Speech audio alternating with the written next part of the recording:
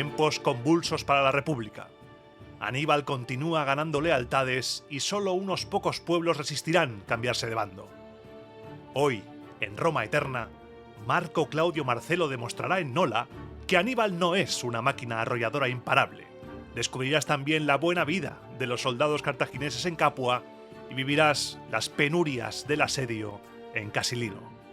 Métete conmigo en un tonel que nos vamos flotando por el río Volturno y comenzamos.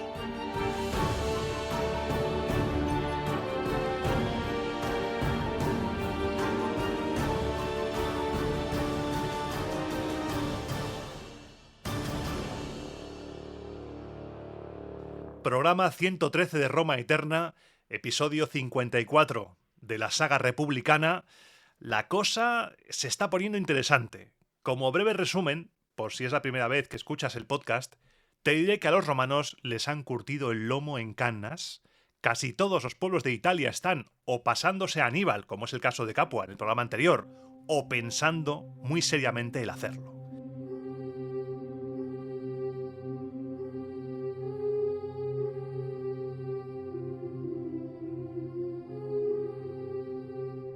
El dominio romano se está yendo por la corriente del agua de las letrinas y la última escena del programa anterior va a ser el punto de partida de este. Magón se había ido a Cartago a pasar informe de todo lo que estaba sucediendo en Italia. Habló de las victorias de Aníbal, cuentan que tiró al suelo los anillos de oro arrebatados a la aristocracia romana en la batalla de Cannas y pidió ayuda.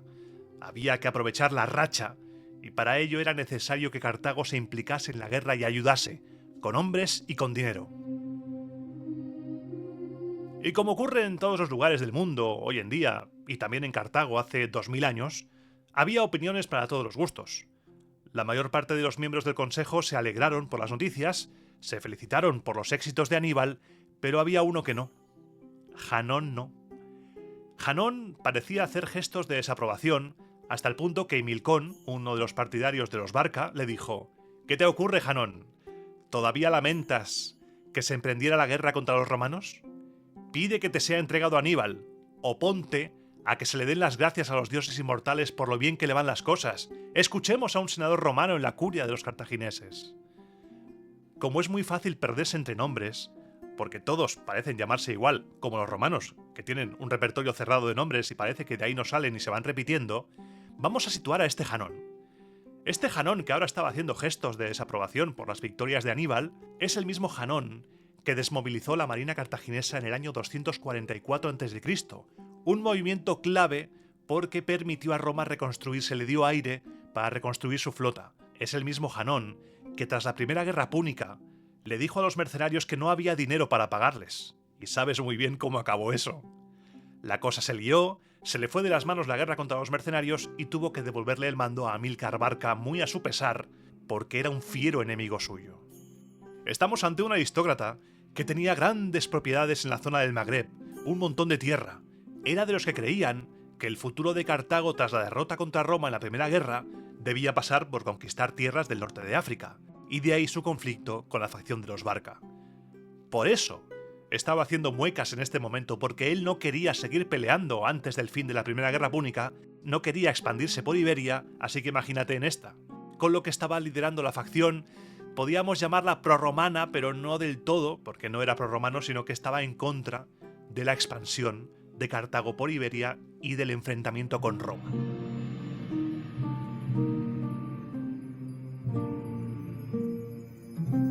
Una vez más, la guerra y la política no son cuestiones de blanco y negro. Dentro de Cartago había gente antirromana, gente prorromana, gente antiguerra, como por ejemplo en Roma. En Roma también había gente en contra de esta guerra.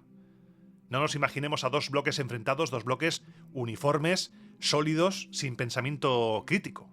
Y Janón, tras haber recibido el ataque de Himilcón, tuvo que responder, vaya que se respondió. Se levantó y dijo: «Hoy habría guardado silencio, consejeros, para evitar decir, en medio de la alegría compartida por todos, cosas que os resultasen menos gratas.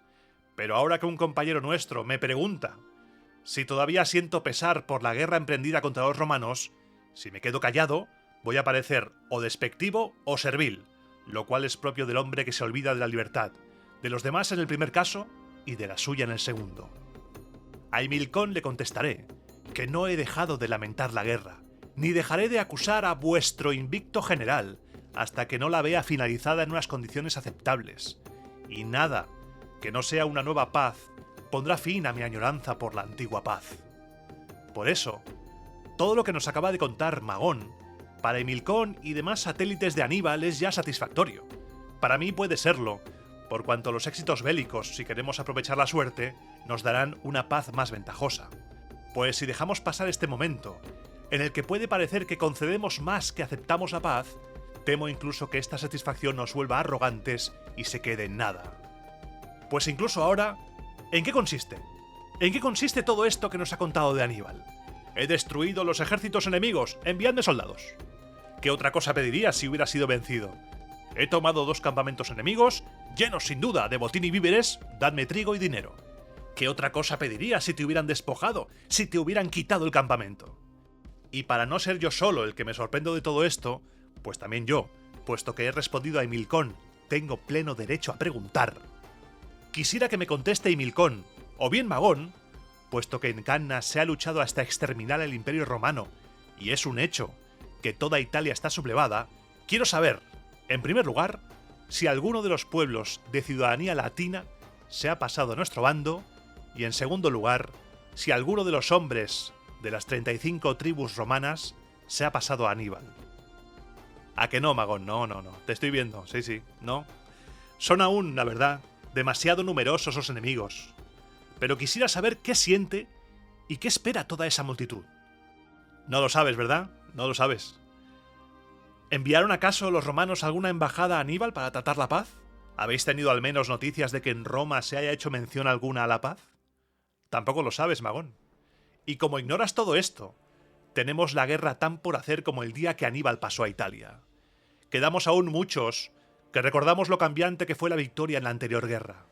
Nunca nuestra situación presentó mejores perspectivas tanto por tierra como por mar que antes del consulado de Cayo Lutacio y Aulo Postumio. Y aún así, durante su consulado, fuimos derrotados en las Islas Égadas. Y si también ahora, que los dioses no me tomen la palabra, la suerte experimenta algún cambio, ¿esperáis para entonces, cuando seamos vencidos, una paz que ahora, cuando estamos venciendo, nadie os concede? Yo, ante una posible consulta sobre si proponer la paz al enemigo o aceptársela, ya tengo la respuesta. Si sometéis a debate las peticiones de Magón, pienso que no procede hacer el envío si están venciendo, y mucho menos creo que haya que hacerlo si nos están engañando con falsas esperanzas.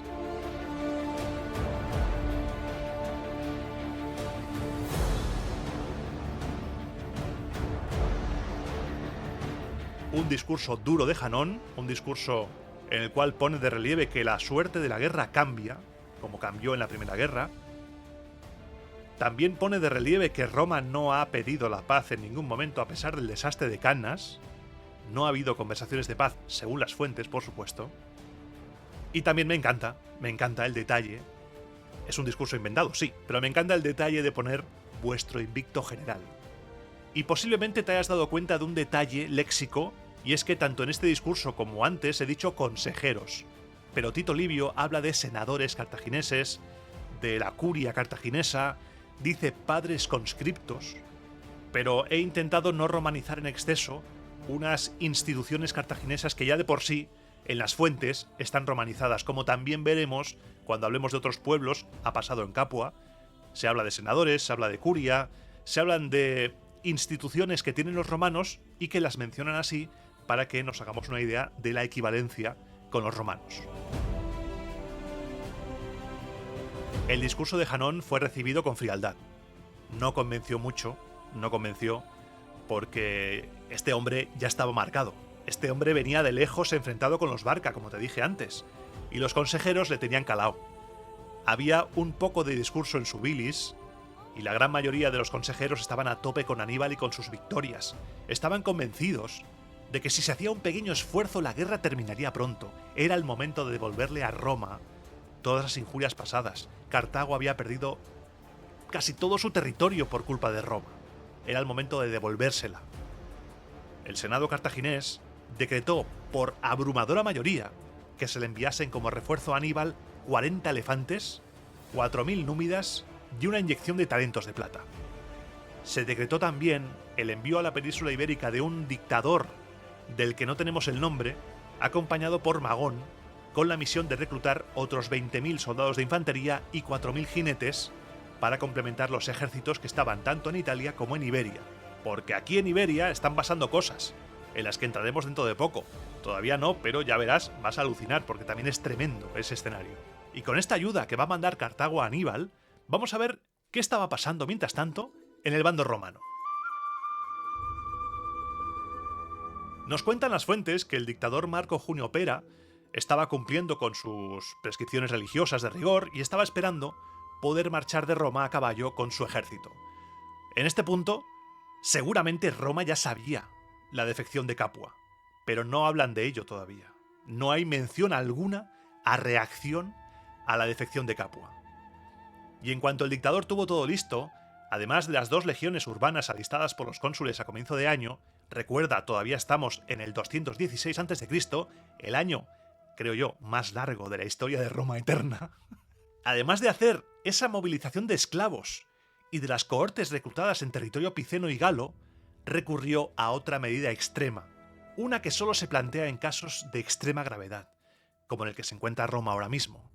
Por eso, aunque no reaccionen a lo de Capua, esta medida nos hace entender lo mal que estaba ahora mismo Roma. El dictador Marco Junio Pera publicó un edicto haciendo saber a todos los presos condenados a muerte o a aquellas personas que habían sido encarceladas por deudas que si se alistaban bajo su mando quedarían libres de toda pena. Con esta medida extrema, Marco Junio Pera logró formar una legión.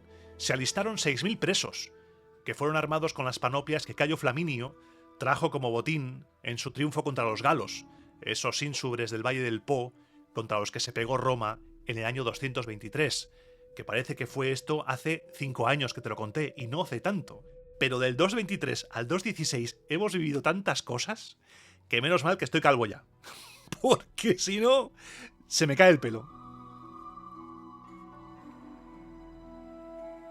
Una vez todo cumplido, el dictador marchó de Roma con un ejército de 25.000 hombres armados, a la Hidra de Lerna, nombre con el que definió a Roma muy certeramente el lugarteniente del rey Pirro de Epiro. Volvía a tener una cabeza más, un ejército más se levantaba de nuevo para plantar cara. Dejamos al dictador saliendo de Roma y vamos al tercer escenario de hoy, Aníbal. ¿Qué estaba haciendo Aníbal? Aníbal, tras hacerse dueño de Capua y de recibir la lealtad de un montón de pueblos de Italia, intentó hacer la jugada de atraerse a los napolitanos haciendo la del palo y la zanahoria, prometiéndoles regalos, beneficios, a la vez que les amenazaba con la violencia extrema si no aceptaba esos regalos. Pero no funcionó, no tuvo éxito, con lo que llevó su ejército hacia el territorio de Nola, una ciudad situada al sudeste de Capua, conquistada por Roma hacía casi 100 años, en el 313 durante las guerras samnitas. Pero no fue a Nola con intención de entrar a sangre y fuego, al menos de momento. Aníbal no descartaba que se entregaran voluntariamente, pero por si acaso, él iba preparado. Porque en Nola, la situación política era muy parecida a la de Capua. Y aquí tenemos que borrar una faltada de Tito Livio, que dice, y cito textualmente, la plebe, dada a los cambios como de costumbre, estaba enteramente con Aníbal. La plebe quería cambiarse al bando de Aníbal, sí, pero los motivos de ello los encontramos en la segunda parte de la frase, después de la faltada. Te cito de nuevo. La asaltaba el miedo a la devastación de los campos y las muchas y graves humillaciones que tendría que soportar en el caso de asedio. Amigo, la cosa cambia. La plebe no es que estuviera dada a los cambios como de costumbre, la plebe tenía miedo. La plebe tenía miedo a la devastación de los campos y a las humillaciones y a la violencia de Aníbal. Recuerda quién va a sufrir más en caso de que la cosa se ponga puntiaguda. Es el pueblo llano, los de abajo. La carne de cañón de todas las guerras, de todos los ejércitos, igual que en Roma. Es normal que fueran partidarios de cambiarse al bando de Aníbal. Entre la devastación y vivir tranquilo, no les culpo. Porque en su situación, posiblemente tanto tú como yo hiciéramos lo mismo, porque la vida no es Call of Duty. La vida no es un Total War, aunque nos encante. Por contra, los senadores de Nola eran partidarios de mantenerse fieles a Roma, pero estaban acongojados ante una posible rebelión de la plebe.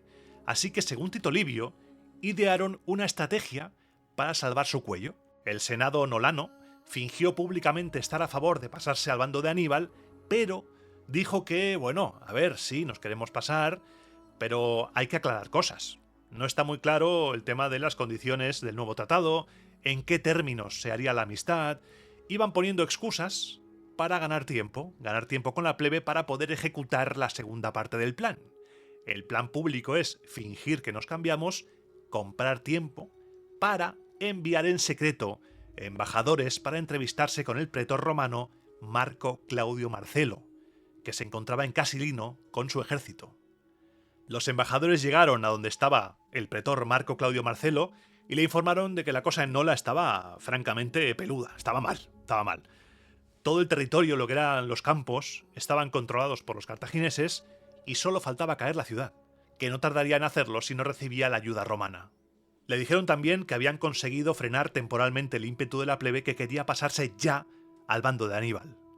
Marcelo, tras recibir toda esta información, felicitó a los embajadores de Nola, les pidió que siguieran los senadores con el doble juego, que ganaran todo el tiempo posible para que les diera tiempo a llegar a él y a su ejército y que sobre todo, mantuvieran la reunión en el más estricto de los secretos, porque si alguien se enteraba, se iba a liar.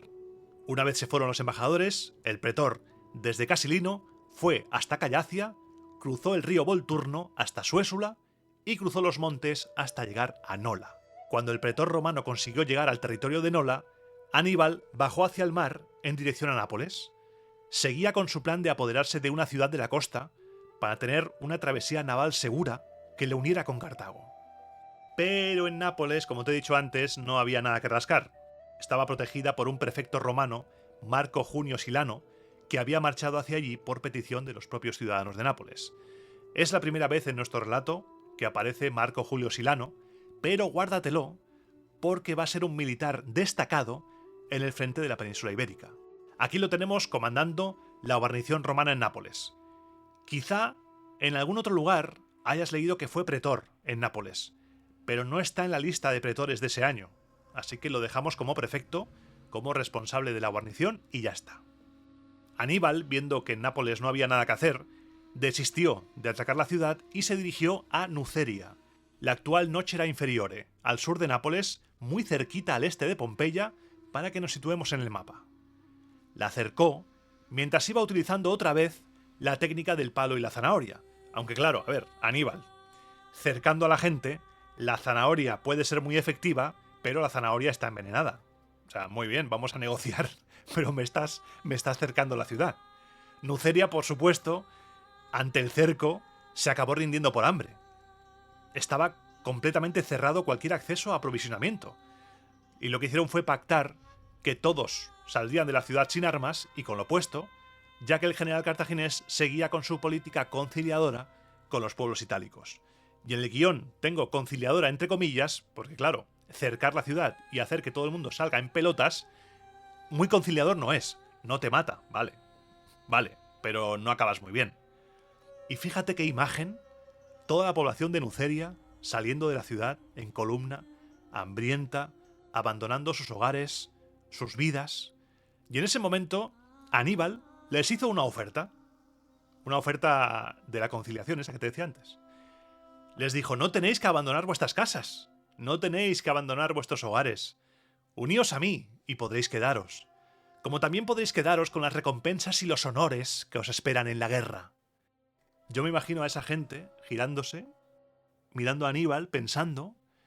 Livio dice que nadie se unió, y creo que aquí se le fue un poco la mano, porque cuenta que todos se dispersaron y fueron a buscarse la vida lejos de sus hogares, unos a casas de parientes, otros donde les llevara el viento por las ciudades de Campania, en especial a Nola y a Nápoles.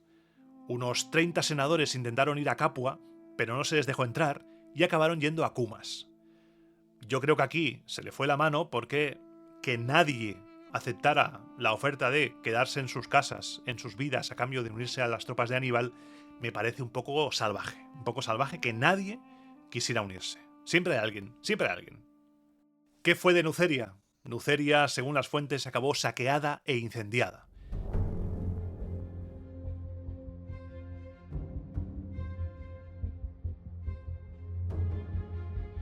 Y mientras pasaba todo esto, el pretor Marco Claudio Marcelo ya estaba instalado en Nola, a pesar de las reticencias de la plebe.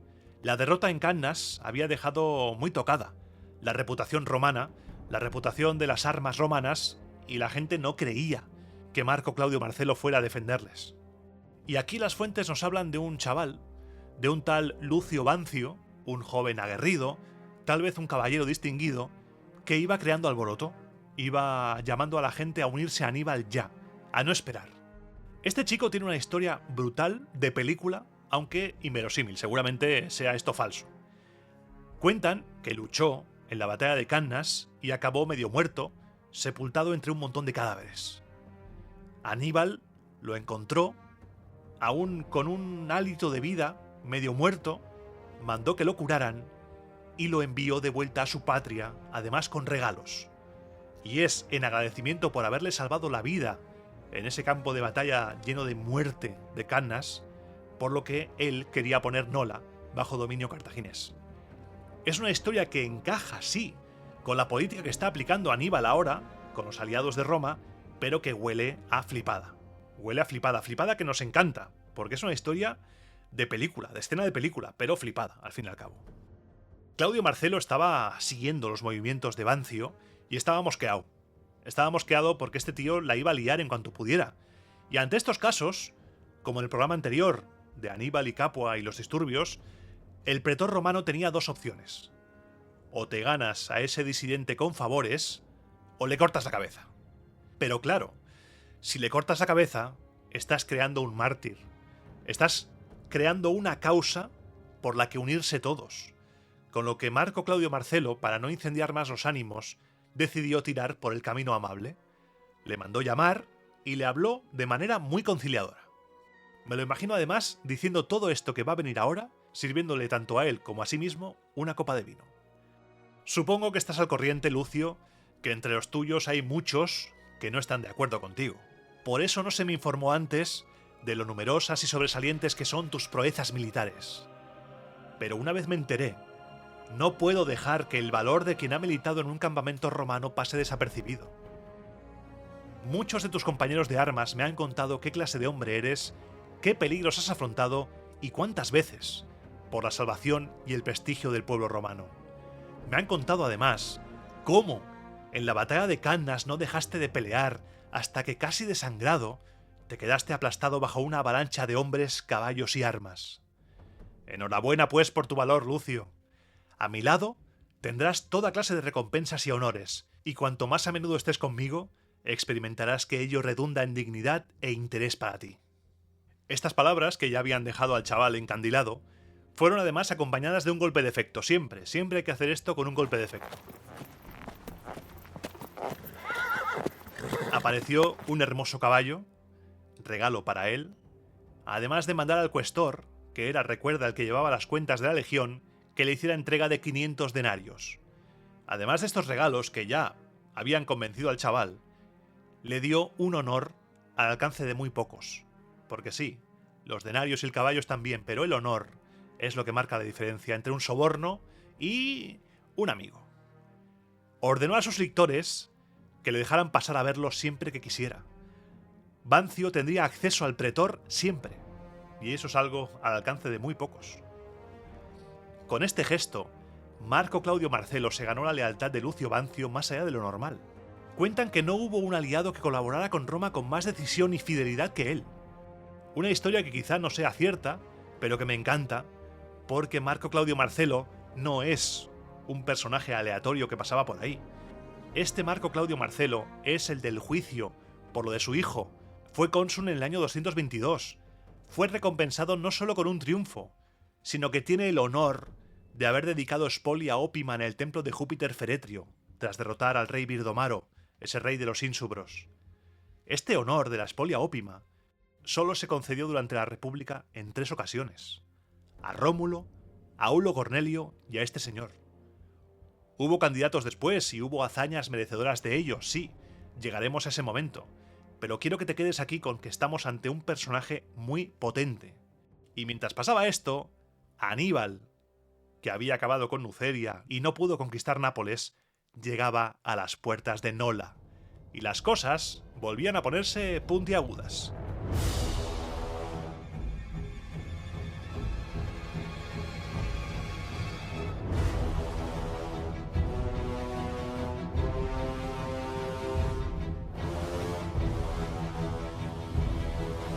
Marco Claudio Marcelo ordenó inmediatamente retirarse todo el mundo adentro de las murallas para bloquear cualquier intento de la plebe de entregar la ciudad a Aníbal, porque todavía la cosa seguía un poquito revuelta a pesar de ganarse la lealtad de Lucio Bancio.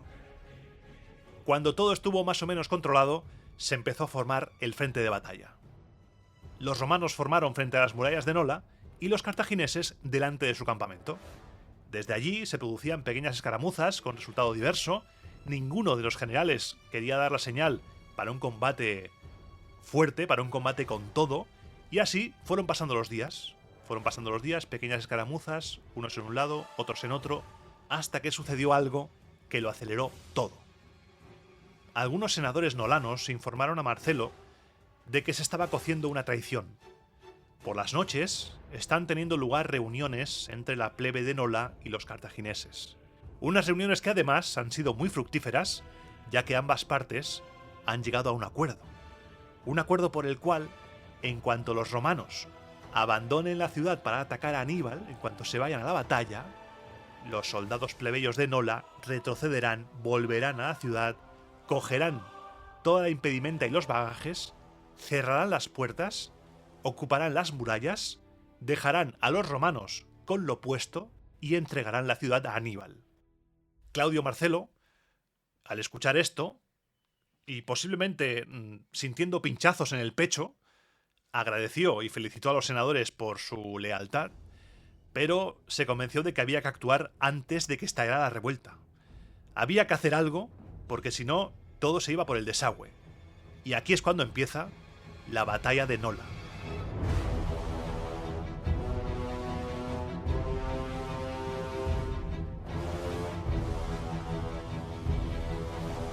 El pretor Claudio Marcelo formó a sus tropas en 3 cuerpos, junto a cada una de las 3 puertas de la ciudad que daban al enemigo. Ordenó que detrás de esta formación de 3 cuerpos estuviera la impedimenta y que los esclavos, soldados incapacitados y todo personal no militar llevaran las estacas de la empalizada. La unidad del centro la formaba el grueso de la infantería y los jinetes romanos, y a los lados, los reclutas, las unidades de armamento ligero y los jinetes aliados. Para evitar cualquier movimiento travieso, a los nolanos les dijo que ni se acercaran a las murallas ni a las puertas, y asignó tropas auxiliares para custodiar con armas la impedimenta. Marco Claudio Marcelo había pensado en todo. Así que formados así, en 3 cuerpos grandes, en cada una de las 3 puertas que daban a los cartagineses, los romanos se quedaron quietos, inmóviles tras las puertas. Aníbal, por su parte, como había hecho ya durante varios días, mantenía la formación de combate hasta bien entrado el día, pero no salía ningún romano.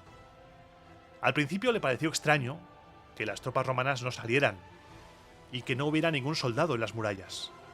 Después pensó que quizá habían sido descubiertas las conversaciones con la plebe de Nola y que el miedo había paralizado a los romanos, por lo que envió a parte de sus hombres al campamento, hacia atrás, con la orden de traer a primera línea todo el material de asalto. Aníbal confiaba en que si presionaba lo suficiente, no le haría falta una gran batalla campal, y la plebe promovería algún tumulto que hiciera saltar todo por los aires. En ese momento en el que todos se han puesto a cumplir las órdenes de Aníbal, Marcelo ordena que suene la orden para dar el grito de combate, para que cargue contra los cartagineses primero la infantería y después los jinetes, con todo el ímpetu del que fueran capaces. De los 3 cuerpos salió el del centro, y salió a lo bestia. En medio de la confusión y del pánico entre los cartagineses por lo furioso del ataque romano, Marcelo dio la orden de salir a los otros 2 cuerpos. Por las 2 puertas de los lados salieron bruscamente los legados Publio Valerio Flaco y Cayo Aurelio Cota, directos a las alas enemigas. Cuentan que las tropas cartaginesas estaban aterradas, ya que en el momento de darse el grito de guerra, los esclavos y el resto de tropa y personal no militar apostados allí gritaron también, de forma que los cartagineses pensaban que había muchísimos más romanos de los que realmente había. Aníbal, ante esta situación, tocó a retirada.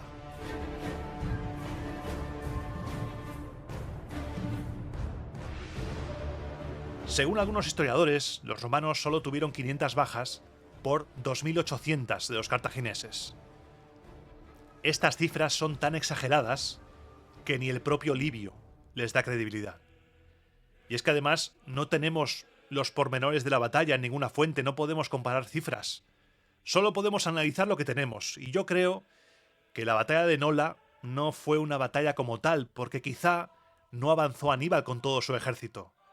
Nos dicen que envió a primera línea a una parte de sus hombres para preparar el material de asalto. Quizá fuera una escaramuza en la que los romanos sí salieron como locos contra una parte del ejército cartaginés y Aníbal dijera, bueno, mejor no vayamos a hacernos daño, nos encontraremos otro día.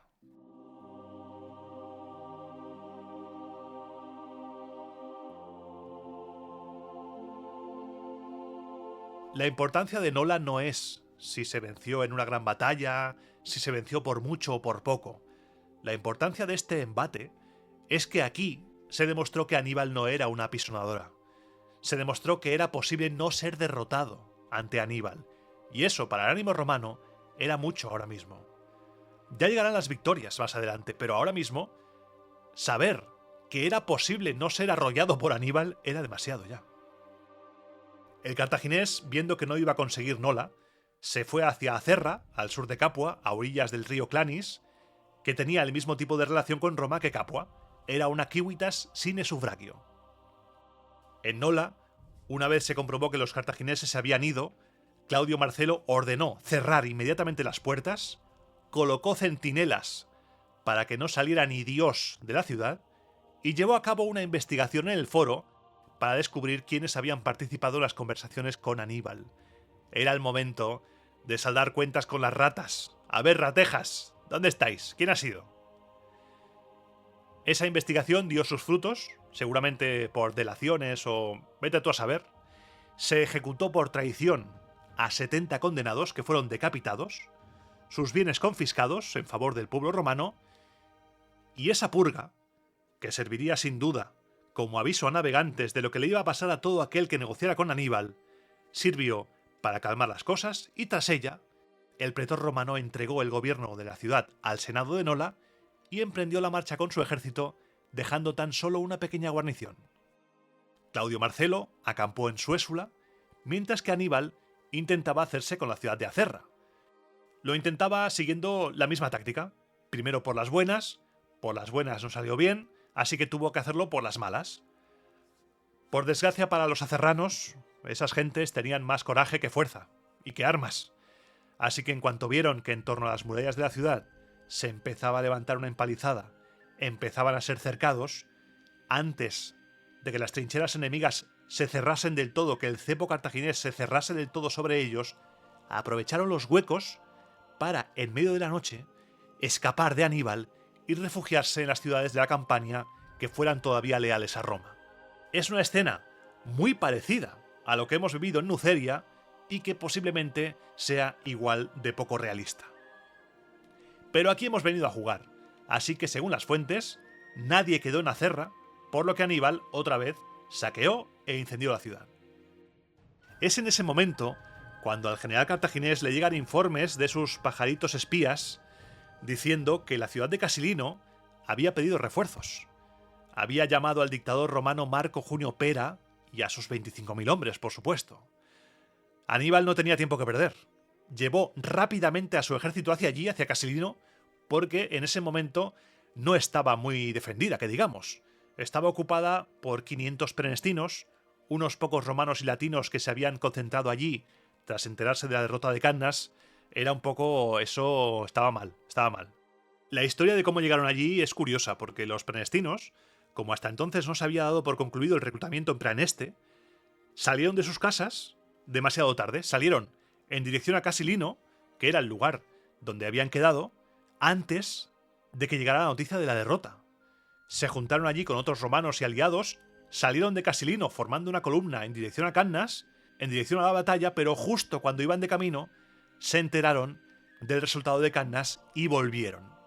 Se volvieron a meter en Casilino, estuvieron allí varios días, levantando las sospechas de los campanos y recelando de ellos, porque la situación, ya sabes tú, que tras Cannas estaba chunga, unos querían irse con Aníbal, otros no defecciones, cambios de bando, se tendían trampas unos a otros, y cuando se supo lo de Capua, ciudad que estaba no muy lejos de Casilino, los prenestinos mataron durante la noche a los habitantes de la ciudad y ocuparon, he leído en algunos sitios la Acrópolis, he leído en otros la parte de esta que está en la orilla más cercana a Roma del río Volturno, porque esta ciudad está atravesada por ese río, dispuestos a defender su posición.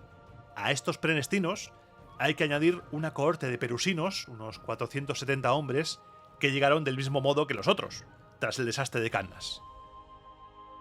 A pesar de que, así a ojo, no eran muy numerosos, apenas poco más de 1000 hombres, estas fuerzas eran más que suficientes para defender la posición, porque Casilino, con su río, estaba en una situación estratégica. Lástima que anduvieran cortos de trigo.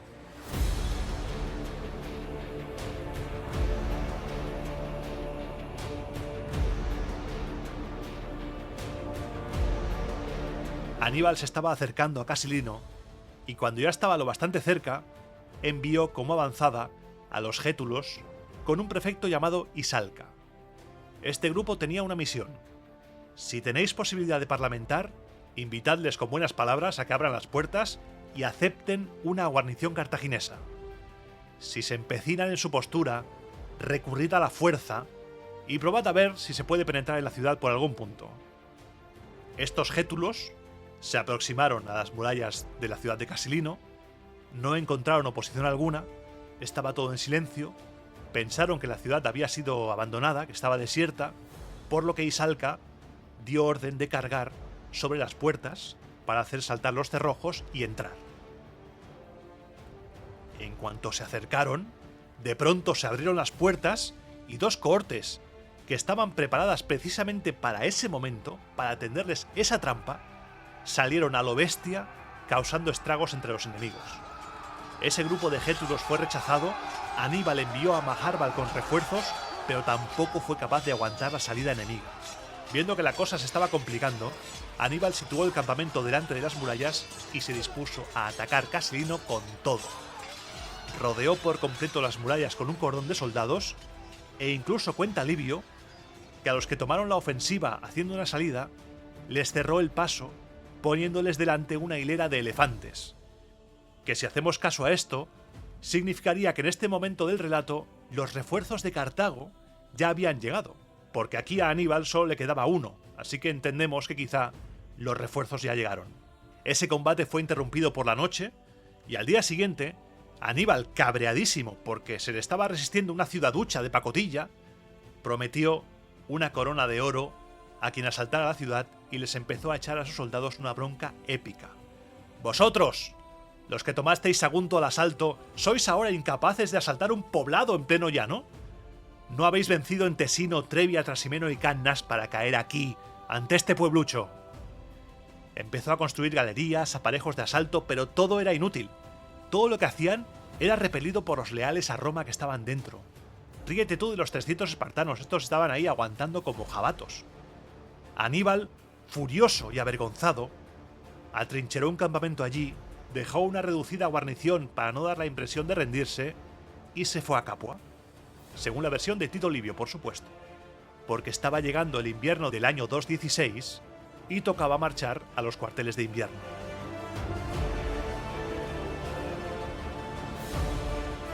Y digo cuarteles de invierno porque mola la expresión, pero de cuarteles nada. Cuentan las fuentes que durante la mayor parte de ese invierno tuvo a las tropas alojadas en casas de ciudadanos de Capua. Eran tropas endurecidas por la larga y repetida experiencia de combate, por estar expuestos a calamidades, tropas que no estaban habituadas a la buena vida en absoluto. Y cuando digo buena vida digo dormir en una cama cómoda. Livio nos cuenta que la cantidad de cosas buenas que había en Capua y los placeres sin medida echaron a perder a quienes no habían sido vencidos por el azote de ninguna penalidad. Tropas duras como el acero, que desayunan metralla, de repente conocían la buena vida y, según Tito Livio, se dieron al placer.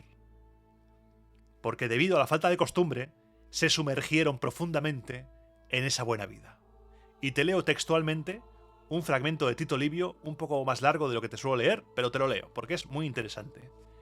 En efecto, el sueño, el vino, los festines, las prostitutas, los baños y el no hacer nada, más agradable a medida que iban pasando los días, los enervaron de tal forma, física y mentalmente, que a partir de entonces les sirvieron de salvaguarda en mayor medida sus victorias del pasado que sus fuerzas del presente, y este error de su general fue considerado por los expertos en temas militares más grave que el hecho de no marchar sobre la ciudad de Roma inmediatamente después de la batalla de Cannas. Por eso, por Hércules, que cuando salió de Capua, como si se tratara de un ejército distinto, en ningún momento conservó ni rastro de su antigua disciplina. Salieron liados con prostitutas en su mayoría, y en cuanto comenzaron a vivir en las tiendas y tuvieron que soportar las marchas y demás trabajos de la vida militar, les fallaban las fuerzas, tanto físicas como morales, como si fueran reclutas, y después, a lo largo de toda la estación estival, abandonaban sin permiso las enseñas de forma furtiva, y era Capua el único lugar de refugio para los desertores. Retrato tremendo y sin piedad. Sí que es verdad que ahora la guerra entraba en una nueva fase, el ejército de Aníbal no las iba a pasar tan canutas como cuando cruzaron los Pirineos y los Alpes, pero la guerra continuaba. Yo no acabo de creerme este relato, aunque sí que seguramente vivirán bien durante ese invierno. A mí me da la sensación de que es un relato con fines moralizantes, con fines de aviso a navegantes romanos. Mira lo que le pasó a Aníbal. Disfrutó de la buena vida, se alojó de la disciplina militar, y lo que le pasó fue que acabó derrotado. Si caemos en esto, nosotros también estaremos perdidos. Sea como fuere, cuando el invierno se suavizó, Aníbal sacó sus tropas. ¿Y a que no adivinas hacia dónde fue? Exacto, a Casilino. Había cuentas pendientes en Casilino, porque se había ido con el rabo entre las piernas y quería volver para darles un mazazo en el pecho. Durante el invierno se habían interrumpido los ataques, pero el bloqueo seguía. La ciudad estaba totalmente cerrada. El bloqueo era durísimo y había reducido a la población y a la guarnición a una situación de extrema necesidad. Allí dentro lo estaban pasando francamente mal. Y vamos a repasar cómo podían ser ayudados, qué tenían para intentar salvarse. Por un lado estaba el campamento romano, el del dictador, porque Casilino había pedido ayuda al dictador. En ese momento no estaba. Marco Junio Pera se había ido a Roma para repetir auspicios y estaba al frente el Magister Equitum Tiberio Sempronio Graco. Por su parte, el pretor Marco Claudio Marcelo también quería ayudar a los sitiados, pero tenía dos problemas. Uno, la crecida del río Volturno, y dos, los ruegos de las gentes de Nola y de Acerra, porque temían que si la guarnición romana se iba, los campanos tomaran venganza. Graco se limitaba a permanecer estacionado cerca del campamento, cerca del Casilino, y no hacía nada porque tenía orden del dictador de no emprender ninguna acción durante su ausencia.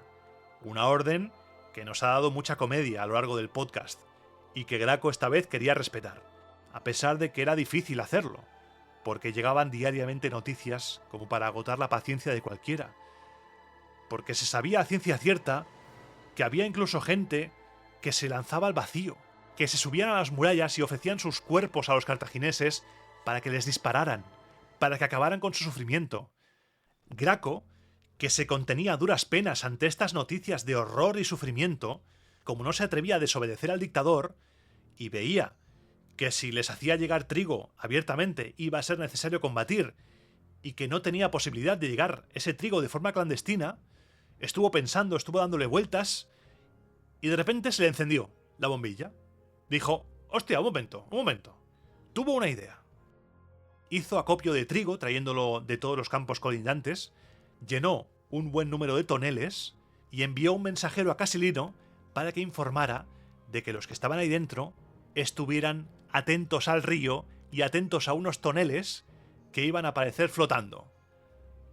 La forma de esquivar el bloqueo era aprovechar el río. Es genial. A la noche siguiente estuvieron todos los de Casilino atentos al río, porque claro, el emisario romano les dijo, ¡Ey! En el río tendréis vuestra salvación. Y de repente, por el centro de la corriente bajaron flotando los toneles que les habían enviado. Llegó trigo por fin. Esta maniobra se repitió al día siguiente y al otro. Los toneles llegaban, la gente podía alimentarse, el plan había funcionado a la perfección, la vigilancia enemiga había sido burlada. Después, como si los dioses no quisieran ayudar más a los romanos, llovió sin parar y la corriente del río dio al traste con los planes, porque formó remolinos que arrastraron los toneles hacia la orilla que ocupaban los cartagineses. Los soldados cartagineses vieron entonces algunos toneles varados allí, entre los sauces nacidos en la orilla, vieron lo que tenían dentro, informaron de inmediato a Aníbal, que ordenó que a partir de entonces vigilaran el río con la mayor intensidad posible, para que no pase nada por ahí. Pero a pesar del control cartaginés, el hambre apretaba. La necesidad era extrema, y desde el campamento romano siguieron enviando ayuda. Echaron, por ejemplo, nos cuentan las fuentes, nueces al río, que bajaban flotando hacia Casilino y eran recogidas por los cercados con entramados de zarzas. Era una ayudita, sí, pero no era suficiente. Como se cortó el envío de ayuda porque no pasaba nada por el río, finalmente se llegó a tal grado de escasez en Casilino que los que estaban allí trataban de alimentarse con las correas y las pieles arrancadas de los escudos. Las hervían con agua hirviendo para ablandarlas y se las comían. Comían también ratones, cualquier animal que hubiera por allí. Arrancaban de la tierra amontonada junto a los muros hierbas y raíces de todo tipo para poder comer. Y como el enemigo había arado hasta la más pequeña porción de tierra cubierta de hierba que hubiera en la parte de fuera de las murallas, echaron semillas de nabos, se los iban comiendo también, y Aníbal acabó diciendo: basta, hasta aquí hemos llegado. El general cartaginés, que hasta entonces no había querido oír hablar de negociación, se avino a negociar, a tratar el rescate de los hombres libres, un movimiento extraño, porque estaban cercados ahí y no había posibilidad de ayuda. Es posible que Aníbal quisiera zanjar esto antes de que volviera el dictador y hubiera una batalla en campo abierto. Sea de una manera o de otra, el precio acordado fue de 7 onzas de oro por cabeza, y después de recibir las garantías se acabaron rindiendo. Quedaron prisioneros hasta que se hizo el pago, y entonces fueron liberados con toda fidelidad. Hay otra versión que nos cuenta que se envió unos jinetes para matarlos a todos cuando se marchaban, pero Livio cuenta que es más creíble la de la libertad. Y en este caso, como Livio, que no es nada sospechoso de ser pro Aníbal, dice que no los mató, que es más plausible que no los mató, nos inclinamos por pensar que fueron liberados. Porque en su mayoría eran prenestinos, eran aliados de Roma, no eran romanos. A los romanos los hubiera matado. Por eso intentó negociar. De los 570 que formaban la guarnición, menos de la mitad perecieron bajo el hierro o por hambre, y los demás regresaron sanos y salvos a Praeneste. La ciudad de Casilino les fue devuelta a los campanos, reforzada con una guarnición de 700 soldados de las tropas de Aníbal, por temor a que fuera atacada por los romanos en cuanto el cartaginés se retirase de ella. Por su parte, y ya para cerrar este programa, el Senado romano concedió mediante un decreto paga doble a los soldados prenestinos y exención por 5 años del servicio militar. Se les ofreció también, como recompensa por su valor, la ciudadanía romana, pero ojo, no quisieron aceptarla. No quisieron cambiar. La ciudadanía romana no era tan valiosa en aquel momento como en tiempos de nuestras fuentes, siglo I. En este momento, el dominio romano sobre la península itálica se estaba desmoronando y ese grupo de héroes que habían resistido un asedio durísimo, el hambre, que habían comido correas de cuero, preferían seguir siendo prenestinos antes que ser romanos.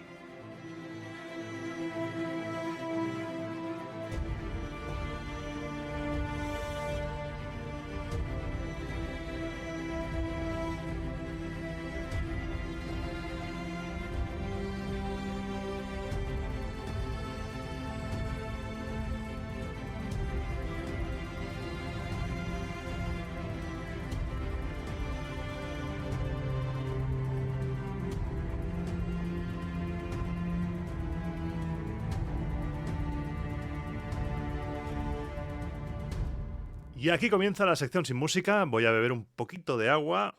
Un poquito de agua ahí. Ay, porque hoy también, no veas, ¿eh? Hemos tenido una buena dosis de invents, buena dosis de intrigas políticas. En Cartago se cuecen cosas, ya veremos que se cuecen cosas. Y vamos al turrón. Lo primero, gracias por estar aquí, gracias por llegar hasta este momento del programa, gracias por llegar a la sección en la cual te doy las gracias y te doy la turra, y desde hace poco tenemos la novedad de que incluimos comentarios y audios. Hoy estoy muy feliz porque con la pregunta que hice la semana pasada, ¿qué crees que habría pasado si el hijo de Pacubio Calabio le da matarile a Aníbal? Estoy feliz porque hemos respondido casi todos lo mismo. Casi todos lo mismo. Pero antes vamos a repasar el podio de honor en el programa anterior de comentarios. El primero, Big J, Javier Díaz Tejeda a las 12:01. Después Fernando 1987 a las 12:02. Se repite pole y subpole. Ahí tenemos una lucha feroz, ¿eh? Vuelven los tiempos que yo recuerdo de la Fórmula 1 de Schumacher y Alonso. Vuelve esa época. Y el tercero, Álvaro Salmerón a las 12:09. Que nos cuenta: no seré primus pilus, pero me pido la corona mural. Y una vez repartidos los honores, los laureles, en el programa de hoy, muchas gracias por comentar, muchas gracias por estar al otro lado. Lobos y lobas de Roma Eterna, nunca falláis, nunca falláis, nunca. Voy a leer un comentario que, de entre todos, resume una de las posturas. En el audio he cogido una y en el comentario he cogido la otra. Es el comentario de Tonatiu, que nos dice: parto de la premisa de que el asesinato se cometiera con un mínimo de discreción y solo lo presenciaran unos pocos, a lo Assassin's Creed. Después, los capuanos sobornan al Estado Mayor cartaginés y, siguiendo el patrón del hachazo de Tarquinio, tremendo hachazo, meten el cadáver de Aníbal en la nevera y le cuentan a todo el mundo que está vivo, que el general está bien, pero que le duele la cabeza y que no se le puede ver. Está el pobre indispuesto, tiene un hachazo que le ha abierto la cabeza como un melón, no se encuentra bien. Como la situación no se puede sostener mucho tiempo, porque no puedes estar dando largas eternamente, ahora todos son prisas. Así que cogen el ejército de Aníbal, añaden el suyo propio y deciden terminar el trabajo, marchando sobre Roma. Con el paso de los siglos, vemos el advenimiento del Imperio Capuano y del espléndido podcast Capua Aeterna. Me ha encantado, Tonatiu. Buenísimo. Y ahora te voy a poner el audio de Dani. Hola Iván, buenos días. Buenos días, señor Andoni. Espero que este homenaje de toda la comunidad de Roma Eterna le guste. Vamos a la pregunta. Si el hijo de Pacubio Calabio hubiese llegado a matar a Aníbal, podían pasar dos cosas. Que no hubiese llegado a sacar la espada y se lo hubiesen cepillado hablando en plata ahí mismo, o que gente de Capua que apoyar a Aníbal solo por el interés de, ostras, este tío está reventando a Roma, ¿qué va a hacer con nosotros si nos ponemos en su contra? A lo mejor más gente le hubiese ayudado. Aníbal habría muerto y el ejército de Aníbal se hubiese cepillado a Capua. Pero hasta los cimientos. Bueno, esa es mi humilde opinión. Un abrazo, Iván. Muchas gracias. Capua arrasada. Es que claro, si asesinas a Aníbal sin discreción, como nos decía Tonatiu, si lo haces a lo loco, te detienen antes los que tienen intereses en Aníbal. Te matan después. También he leído en comentarios y en algunos audios que los lugartenientes de Aníbal se harían con el poder y continuarían la campaña, que esa es otra. Esa es otra muy interesante. Me encanta jugar a las ucronías y ahora le vamos a dar un toque más. Porque este programa ha acabado con los prenestinos rechazando la ciudadanía romana. Y quiero que juguemos a ser Tito Livio. ¿Qué excusa crees tú que le dieron, en caso de ser real esto, qué excusa le dieron los prenestinos al Senado romano para rechazar amablemente la ciudadanía romana? ¿Contigo no, bicho? ¿O es que he medio quedado, no puedo ir al Senado? ¿Tú qué crees? Mándame tus comentarios aquí abajo en este audio o puedes enviarme un audio por WhatsApp al teléfono de mi padre, Andoni es el secretario eterno de este podcast, al 602-320-231. 602-320-231. Y tras esto toca la chapa. La chapa porque han pasado 2 semanas después del último programa y han sido 2 semanas intensas. Intensas. Porque el día 13 hubo directo del descampado en Madrid. Fue una pasada, casi lleno, absoluto. Casi lleno. Fue una experiencia genial poder estar ahí y que vengas y hablar contigo, compartir ese ratito, es maravilloso. Y luego este fin de semana pasado he estado en Saldaña visitando la Villa Romana de la Olmeda en Palencia, que es una auténtica pasada. una villa enorme, con un peristilo enorme, unos mosaicos increíbles, que he puesto fotos en redes sociales. Te recomiendo que la visites, si no has ido alguna vez, si no la has visitado, si no la conoces, porque es un tesoro. Tenemos tesoros en la península. La Hispania romana fue muy importante. Yo no había visto nunca este yacimiento, no había ido nunca y estoy deseando volver. Una pasada, estuvimos dando charlas con Pedro Huertas, con Néstor Marqués, con Patricia González, con Pedro del Cubil de Peter. Estuvimos también presentando libros, firmando. Fueron 2 días maravillosos, pudiendo poner cara a los oyentes, pudiendo poner una firma en los libros. Yo todavía flipo firmando libros, todavía me quedo, joder, me llena el corazón. Me llena el corazón cuando me dicen, te he estado escuchando durante mucho tiempo, me acompañas. Es que me hace mucha ilusión poder acompañarte en tu vida, poder acompañarte en ratos buenos, ratos malos, yendo al trabajo o limpiando, trabajando, lo que estés haciendo ahora mismo. Me hace muy feliz esto. Muchas gracias. Han sido 2 fines de semana cargados de trabajo, pero me llevo el alma llena de felicidad. Me llevo el corazoncito lleno. Y eso es alucinante. Así que yo creo que hoy ha sido una sección sin música intensa. No quiero que sea excesivamente larga porque sí. Así que yo lo voy a dejar aquí. Vamos a seguir la semana que viene con otra lectura y dentro de 2 semanas volverá el relato republicano. Volveremos a ver qué está pasando con Aníbal después de esto, qué sucede. La venganza romana en Capua tiene que llegar. De momento no se ha pronunciado nadie, hay un silencio ahí sobre ese tema, pero llegará. Porque no sé si Roma no paga traidores, pero lo que no hace es dejarlos vivos, a veces. Así que voy a poner la música ya. Y te recuerdo que me puedes seguir en redes sociales. Lo tienes todo abajo en el texto. No voy a estar repitiendo todas mis redes. Tengo Twitter, Instagram. Puedes entrar en el canal de WhatsApp, en el canal y el grupo de Telegram. Me puedes escribir un correo electrónico a romaaeternapodcast@gmail.com para lo que tú quieras. Escríbeme, que ahí estoy. Y sin más, me despido, deseando que a ti y a los tuyos os vaya fenomenal, que los dioses os sean propicios y, como siempre digo, te espero dentro de 15 días, pasaré lista, en el próximo programa de Roma a Eterna.